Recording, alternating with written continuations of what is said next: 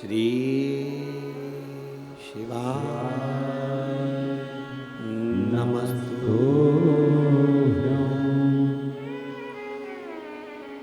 श्री शिवाय नमस्तुभ्यं। आप जप रहे हैं, स्मरण कर रहे हैं, सिद्ध होता है।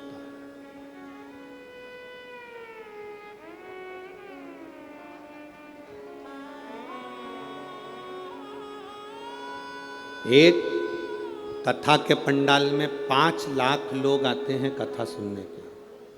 कितने लोग? 5 लाख। एक पंडाल की कैपेसिटी देखी जाती है, दूसरे पंडाल की कैपेसिटी देखी जाती है, तीसरे पंडाल की देखी जाती है। टेंट होन लगे हैं चारों तरफ, उनकी देखी जाती है। और उसके बाद जो दुकानों पर बैठे हैं, रोड पर बैठे हैं, ये धूप में बैठे हैं, गाड़ियों पर बैठे हैं, इन सब की, बिल्डिंगों पर बैठे हुए हैं, इन सब की कैपेसिटी अगर इनको गिना जाए तो 5-6 लाख लोग प्रतिदिन शिव महापुराण की कथा सुनने आते हैं। प्रतिदिन।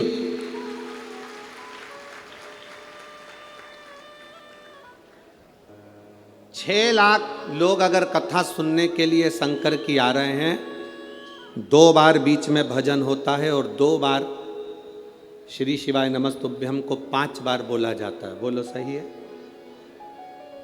अब 1 बार भजन होने के बाद जब हम स्तुति करते हैं, 5 बार श्री शिवाय नमस्तुभ्यम बोलते हैं, 6 लाख लोग एक साथ 5 बार अगर मंत्र बोलेंगे तो कितना हो गया?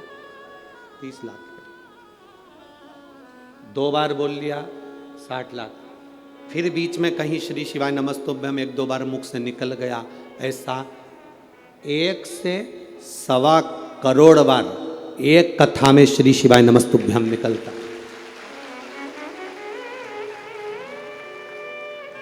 शरीर में 3.5 करोड़ रोम हैं हमारे। ये पूरे शरीर में 3.5 करोड़ रोम छिद्र हैं। और हमारा शास्त्र कहता है 3.5 करोड़ रोम छिद्र।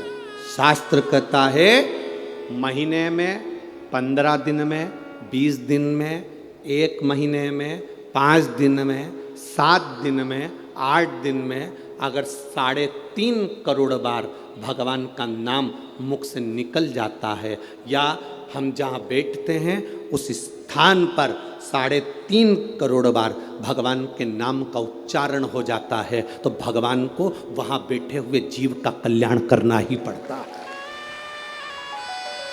अब लोग कहते हैं गुरुजी आखिर शिव महापुराण में आने वाले का कल्याण क्यों होता है? शिव महापुराण दूर दूर बैठ के लोग सुनते हैं, उसका फल क्या मिलता है? शिव महापुराण के इस पंडाल में पहुंचने पर जो धूल उड़ती है उसका प्रमाण क्या है? शिव महापुराण की कथा सुनकर लोग रच को अपने शरीर में लगाते हैं, उसका प्रमाण क्या है? उसका प्रमाण केवल यही है कि 3.5 करोड़ बार आप और हम सब मिलकर 5 दिन में, 7 दिन में, 8 दिन में इस कथा के अंदर भगवान को बोलते हैं, तो वो देव अधिदेव महादेव अपने को आकर आशीर्वाद प्रदान करता ही है। ये निश्चितता।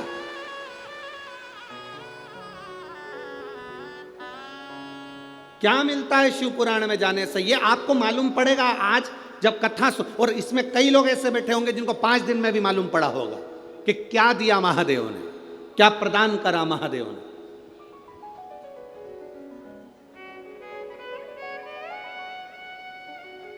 ये उसके भीतर का बल। संजीवनी मंत्र किसको नहीं चाहिए?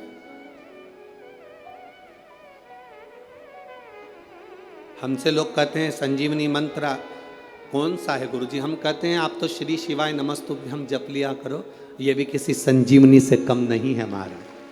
आप नमः शिवाय जप लिया करो, ये भी किसी संजीवनी से कम नहीं है। आप ओम नमः शिवाय जप लिया करो, ये भी किसी संजीवनी से कम नहीं है। आप महामृत्युंजय का मंत्र जप लिया करो, ये भी किसी संजीवनी से कम नहीं है। ये भी संजीवनी से कम नहीं।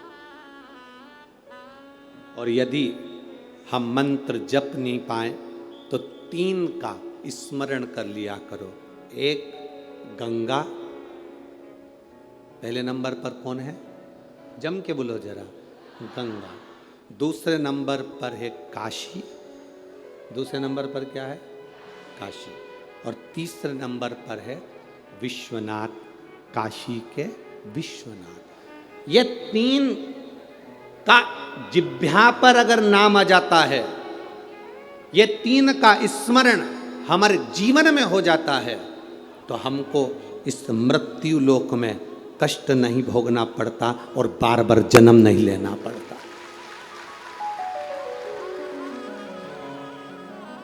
हमें बारंबार जन्म नहीं लेना है। संसार सागर में बार बार आने से मतलब क्या है?